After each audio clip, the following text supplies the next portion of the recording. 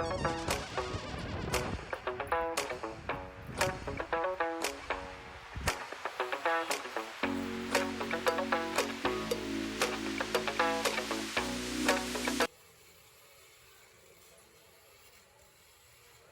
guys, it's Morgan here. I'm at the Academy of Equestrian Dentistry, and I'm over here with Kalani. Thank you. Kalani's here, and you went to school here, right? Yes, I did. Okay, and you finished out the whole term of the school? Yep. Certified 2 years ago, February 2022. Okay. Oh, so recently? Yeah. Oh, congratulations. That's awesome. And then you are going to vet school, but I Not thought yet. not yet, so soon. So hopefully, we're in the process of getting bachelor's done and then we're gonna apply. Okay. Yeah. Well, Sarah and I brought our horses here to get their teeth done. A lot of people don't know that there are awesome schools like this place that you can go and get your horse's teeth done, and it also helps these students here get time and education as well. So I have some questions for you on some of these things. Is why is it important for us to get our horses' teeth done? Why is it important? So horses tend to get super sharp in their mouth the way they masticate, which means chew. That's like in a circular motion, right? Yeah, it's down, out, up, and in. So Okay. just like this, and they chew on one side at a time. No, it's just super important because they get super sharp, and so we go in there and take down the sharp points and malocclusions, which just means high points, or if they're stabbed, or and it creates. How often should we get our horses' teeth done? It just depends. So if they're, I say babies, 2.5 to 3.5, they're shedding caps, and so we recommend every 6 months for those. And caps, that's just when their teeth are growing in. They're baby teeth. Okay. So they get baby teeth just like humans do. Okay. And so yeah, they recommend every 6 months on those.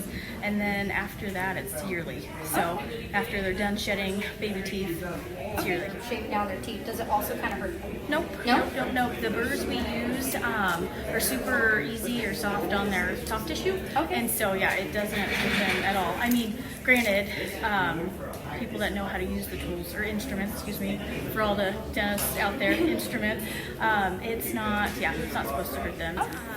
People that know how to use them, which is great. Like we come to the school and they learn about, being efficient and not taking off too much tooth, and so they teach us how to use the instruments and not keeping it burning down on one tooth for super long because they can get heated up and then cause a whole slew of issues. So Heat it up.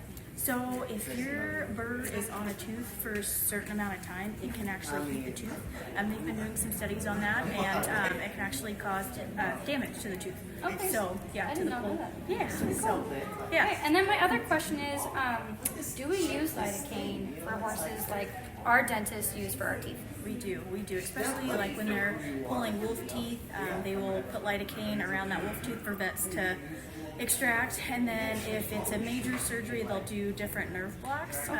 If it's a molar in the back, gives them something a little stronger to, not take the edge off, but make it not hurt. A little numb. Yes, numbing. numbing. Awesome. There we go. And then, I know for us as humans, we have crowns. Have the dentist industry, has it developed yet for horses to have crowns on their teeth?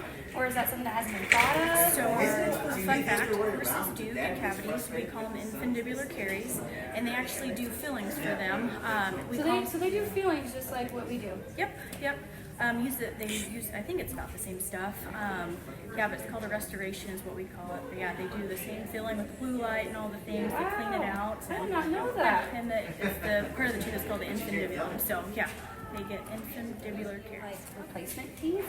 Or Or has that even been thought of in I the know horse world yet? there is a vet that's been trying stuff out, and so we're just waiting on results from him to see That's if it's cool. taken. So All for science, guys. Yeah. How long has this place been around? You would ask me that a while. Oh, okay. Yeah, I know. Well, I say I know. I actually don't know, but I know it's been years, several years, maybe a couple decades, maybe. I shouldn't know. And then, Kalani, how long did it take you to get through the process, this whole program? So I started November of 2019, and then I took a little break from it, and then found somebody to apprentice under, and then I finally got certified, like I said, for 2 years to get all my things done. And if someone was to go through this program, how could they sign up, find you guys, and how long would it possibly take them to get through the whole program without taking any breaks? So the soonest you can get done is a year. So yeah, it takes about a year. They get everything taken care of. That means they get all their horses done, they get all their hours with the vet, and a certified dentist. So yeah, about a year to get And it all then done. if someone wanted to go to school to do this, how can they do that? Well, first let me say it's best if they're working with a vet. So make sure you are either a vet or working with a vet that supports you. And then yeah, sign up through our school, the Academy of Equine Dentistry, and go. So they can find you on your website? Yep. Oh, Yep. And there's a place to go register, and you'll get an interview. Looks like some of the students here have different accents. Do you guys get people from all over the world? Yes, we get a lot of vets from overseas that come here to get advanced training in equine dentistry. So, Wow, so you have a whole bunch of people from all over the world fly over here to Glenns Ferry, Idaho to go to your guys' academy to become dentists. we do. Yes, yeah. So, and all these students here are learning to be dentists, or are they learning to kind of just work for a vet and kind of do teeth cleaning, or what are some of the goals here that people have that? So we have a lot of vets that come through to get advanced training in equine dentistry, and then yeah, we do have some that are just practitioners that are working with vets that come through to help their vets. Now, is there like a place that people? Is there kind of like a college dorm that people rent around here, or do they kind of just defend for themselves? And find I think they used to have a little housing deal, and now it's just people rent out Airbnbs. Right. And stay with friends I'm around. sure you guys are a lot bigger than what you used to be too. So yeah, I feel like we go through a lot of kids, or a lot of kids come. So I say kids, students. Yeah, well, I So mean, 50 yeah. to 60. So yeah, it's growing. So Anything else that partakes in this building that isn't dentistry? I mean they do like sheep cleanings and stuff like that. I mean random little things. Any other classes that's not dentistry? No, just equine dentistry. We go over the anatomy before you can get hands-on with stuff. We go through a 3-day anatomy class, so you're learning all the things about the teeth and the anatomy. And then then we start on horses the second week, just rolling through and So showing what to do. they have their labs and they're learning in their books, and then they go to actual patients. Yep. Cool. Sarah, do you have any questions? No? All right. Well, thank you so much. I appreciate that. Thank you.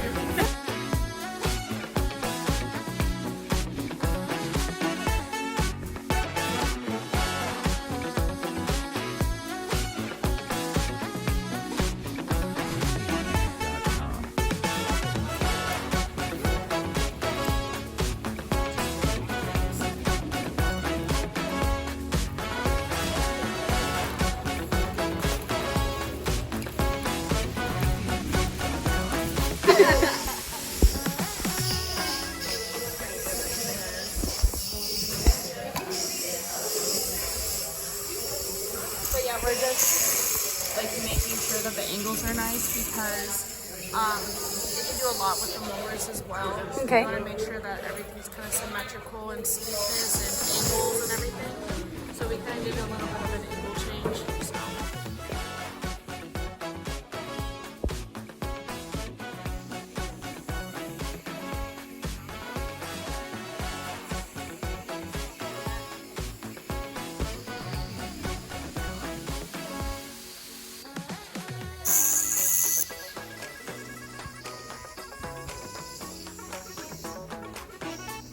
See how that steep angle is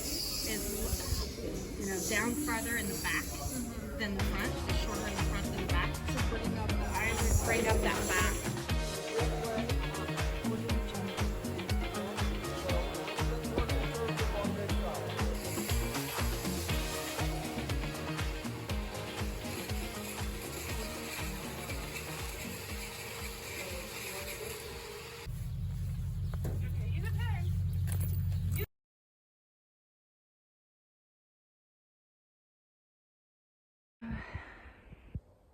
Hi guys.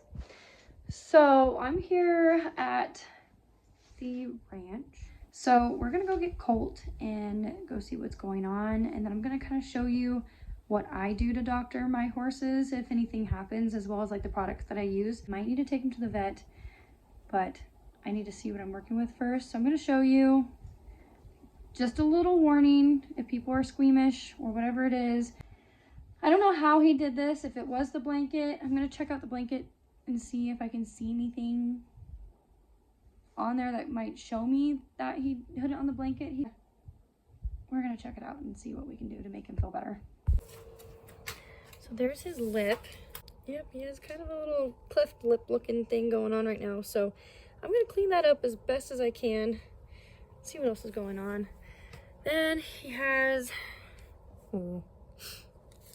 some, that looks like it's dripping from, yeah, so the blood's dripping down from right here. So he doesn't have any damage to his eye, just the top part. It's a nice little gash. What did you do? What did you do? So I just put a towel over his eye, and I'm putting my forearm against his eyeball so that way my big spur spray doesn't get in it. This is what I sprayed on his mouth and over his eye. It's a wound, skin, hoof, antiseptic, pet, and livestock. Spurs, Big Fix, made in the USA, all natural. So this is kind of what we're dealing with right here. It already looks so much better from when you first saw it to when I cleaned it. Oh, you can see a little bit better now. I did call them in.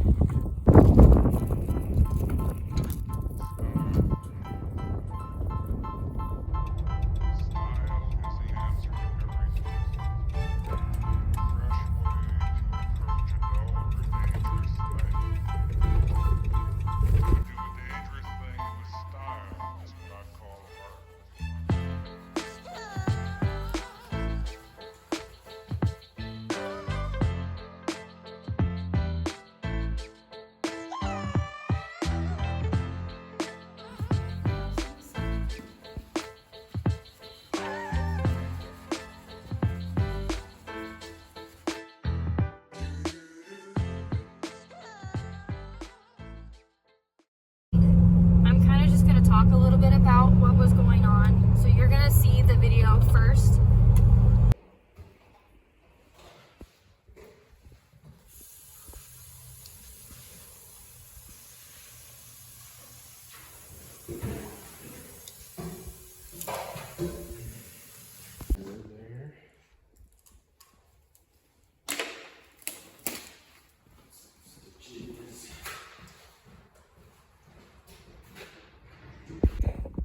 Let's put some more lidocaine in there. We got kind of go in the wound and block it. Yeah. And they don't seem to mind it quite as much as going Outside. Yeah.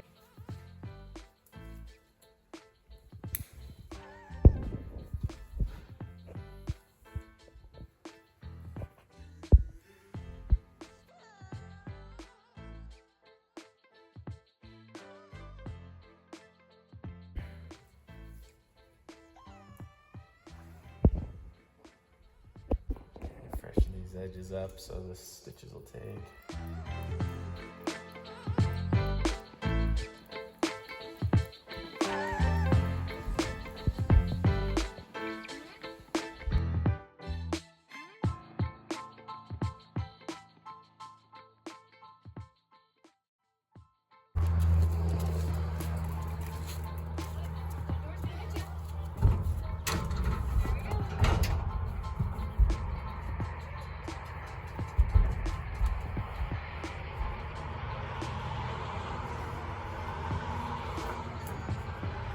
Our vets do the very best they can to make our animals comfortable, but his little like boo-boo that he had on his lip, I really wanted that to get sutured up, just because when horses are eating they can get like grain and feed and dirt and like hay and a whole bunch of stuff stuck in there, and I don't know if I'm being lazy. Some people might say lazy, but for me, for like the safety of myself and my horse, I don't want to deal with that, as well as Cole can kind of be a pain in the butt when it comes to dealing with his facial issues. I've tried to desensitize him as much as I possibly can with every single thing out there. So if you have any ideas on like ear desensitizations and eyes and stuff like that, please let me know in the comments. But going back to the situation in the vet office, so Colt likes to fight the anesthetics, so he always has to get doped up throughout the time because he kept fighting it. And then what you see is for his the eye, what he does is he goes right above the eye. There's like this nice little squishy spot to like nerve block it, because if we didn't nerve block it before Dr. Nightingale sewed it up, that would be a whole lot more pain than the little nerve blocker that he was getting. And then when it comes to his lip, there is this was really gross, but in the lip there's that string that I saw. Guys, that was a vein. I really like this vet. I trust all the vets that are up there. I've been going to them for a few years now, and they're just, for me, what I like, who I trust and recommend. And I kind of feel like they don't try and break your bank like some vet offices may or may not try and do. I've been to some interesting ones. But going back to his lip, they cleaned it, just kind of like with the eye, and then he numbed it. And then he started like taking out all the little like hay particles in there, or parcels, the grass seeds, and more dirt and whatnot. Then he cut that vein, which that grossed me out. And then he started sewing it up again. And we'll be going back to the vet 2 weeks from now. So, woohoo! That was kind of our adventure. It was Zoe's first time going to the vet and with the horse and seeing all this.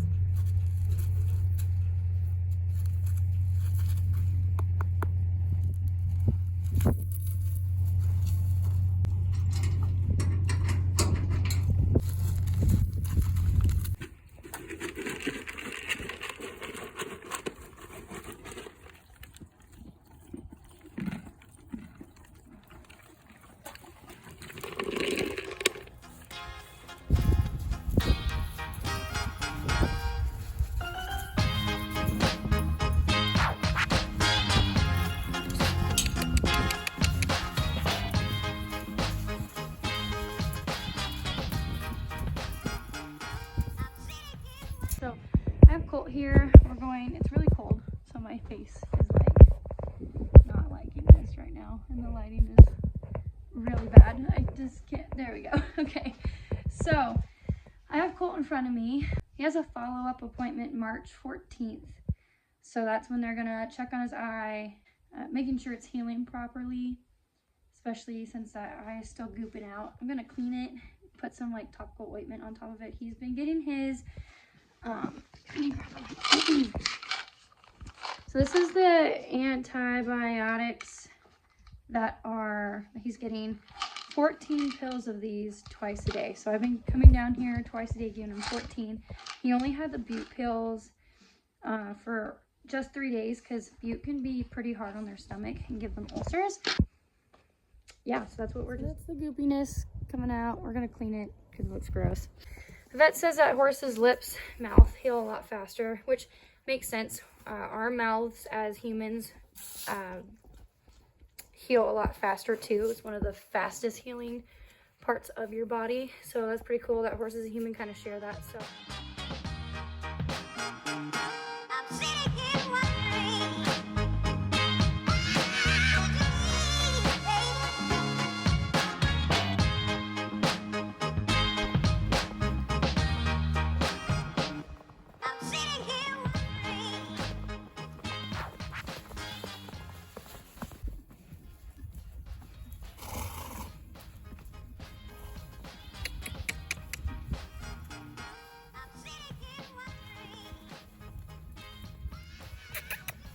So we got done with the vet's office, whoa, and I didn't record, they're just taking his stitches out, but, so he has covered it, but it's just a little open still, so he's fine there. And then his lip, he just has a cleft lip, so they're still beautiful, but we're gonna give them some exercise. I don't have my boots. I wore my hay-doos because I was just going to the vet, but since I'm here, might as well have some fun.